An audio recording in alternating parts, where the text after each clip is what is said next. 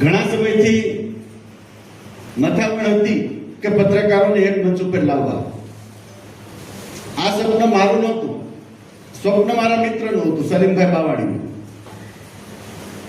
એમણે નક્કી કર્યું હતું એક સંગઠનમાં, હું સલીમભાઈ બંને સાથે હતા અગાઉ પત્રકાર સંગઠનમાં, પણ સંગઠનની શૈલી અમને પસંદ નહોતી, એમાં લોકશાહી જ નહોતી.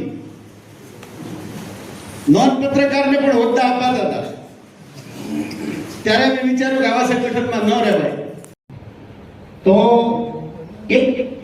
એક મિનિટની વાત કહી હું મારા વક્તવ્યને વિરામ આપીશ. રતનમહાલ એટલે ધોળકા ધંધુકા, ધારની નગરી એટલે કે રાજા ભોગની નગરી, અને રોળો ભોળો રતનમાં. આ ત્રિવેણી સંગમ છે. અમારી લોકવાયકા મુજબ કે ધારની ધરતીમાંથી બધી વાત લાંબી છે, પણ હજારી ડામો, કુપડા ડાડાના, પરાણી મુંસુના, દુઃખોના ધણી એમના ત્યાં દંતાહારા પડી ગયા. ત્યારે પૂર્વ પટ્ટીની અંદર રાજા ભોજની નગરીની અંદર એમણે જગ ફર્યા હતા, અને ત્યાં થોડીક એવી બાબત બની. પણ શિવ શક્તિ ભોલેનાથમાં પાર્વતી માતા બાબા સિદ્ધની ડામોરને અને રાણી મોખેલને આ ધરાની અંદર જાતે પોતે લાવ્યા હતા. અને આ ધરા તપની, સતની, આનંદની, નીચેના મંદિરોની અંદર આ વર્ષો સુધી તપસ્યા કરો, જે શક્તિ તમને અહેસાસ નથી થતો.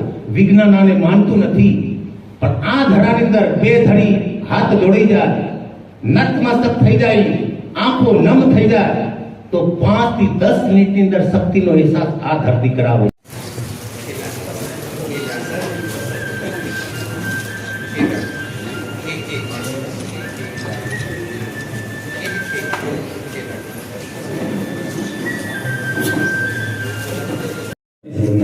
પ્રમુખ સેવા દાદા અને ગુજરાતથી તમામ જિલ્લાઓમાંથી પધારેલ પત્રકારશ્રીઓની ટીમ, દાહોદ જિલ્લા પત્રકાર એકતા પરિષદની ટીમ, મંચ સૌ બિરાજમાન આગેવાનો, મારી સામે બેઠેલ પત્રકાર ભાઈઓ બહેનો, માતાઓ, વડીલો, સંતો, મહંત.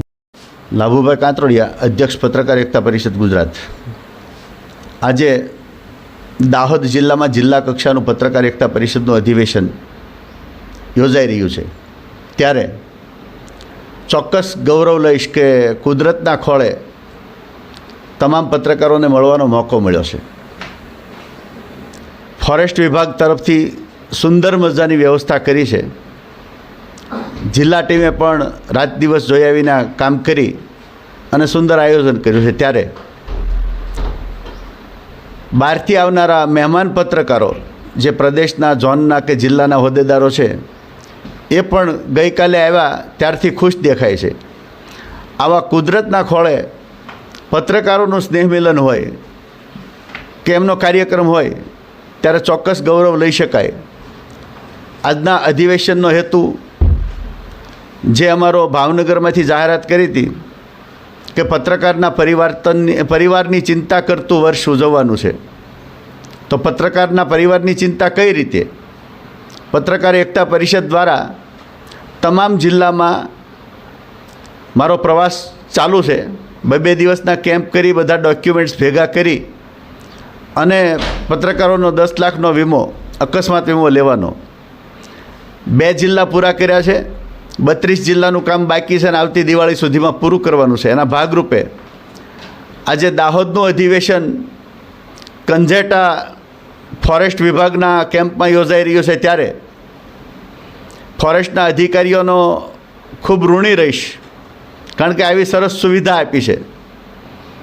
અને આ આનંદ, અનેરો આનંદ છે. માત્ર જંગલ વિસ્તાર છે, ફરવાલાયક વિસ્તાર છે એટલે નહીં, પણ સૌથી મોટું ટેન્શન મોબાઈલમાંથી મુક્તિ મળી છે 2 દિવસની અમને. અહીંયા નેટવર્ક નથી, એટલે એ મુક્તિનો પણ આનંદ છે કે આ શાંતિવાળા વાતાવરણમાં અને રમણીય સ્થળ ઉપર આ અધિવેશન યોજાઈ રહ્યું છે. ત્યારે પત્રકારો વધુ મજબૂતાઈથી સંગઠિત બને, નાના મોટાના ભેદભાવ ભૂલે અને પોતાના પરિવારની ચિંતા કરે. અમે તો બધા પત્રકારનો વીમો લેવા તૈયાર છીએ, પ્રીમિયમ ભરવાય તૈયાર છીએ, પણ પત્રકારોની આળસે કોઈ પત્રકાર રહી ન જાય એની ચિંતા દરેક પત્રકારે કરવી પડશે. પોતાના પરિવારની ચિંતા પત્રકારે કરવી પડશે. કારણ કે મોટરસાઇકલ લઈને દોડતો પત્રકાર, એનું કાર્યક્ષેત્ર લિમિટ નથી. ક્યારે શું થાય નક્કી નથી. અત્યારે ટ્રાફિકના પ્રશ્નો બહુ મોટા બન્યા છે, અકસ્માતના પ્રશ્નો મોટા બન્યા છે. ત્યારે એનું પરિવાર એની ગેરહાજરીમાં હોશિયાળું ન રહે એની ચિંતા કરવા માટેનું આયોજન છે. એટલા માટે કહીએ છીએ કે પત્રકારના પરિવારની ચિંતા કરતું વર્ષ ઉજવી રહ્યા છીએ. અને એના ભાગરૂપે જ્યારે દાહોદમાં મળ્યા છે ત્યારે ટૂંકા સમયમાં દાહોદના તમામ પત્રકારો, તાલુકા, જિલ્લાના કે ગામડાના તમામનો વીમો લેવાઈ જશે 10 લાખનો, અને એની રસીદો પણ એમને ઘરે બેઠા મળી જશે.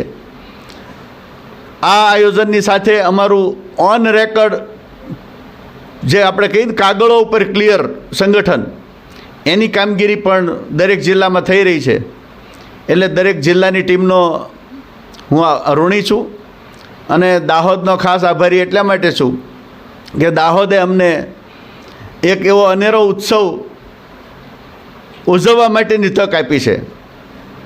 અમે જ્યારે એન્ટ્રી કરી ત્યારથી જ અમને આનંદ છે કે ખરેખર આવા સ્થળે આયોજન થયું પત્રકારોના અહોભાગ્ય કહેવાય. અને આવો લાભ ન લે અને અફસોસ થાય કે હું ન ગયો અને મને અફસોસ છે. એવું સુંદર મજાનું આયોજન છે. આયોજકોનો આભાર માની વિરમું છું. જય હિન્દ, જય ભારત.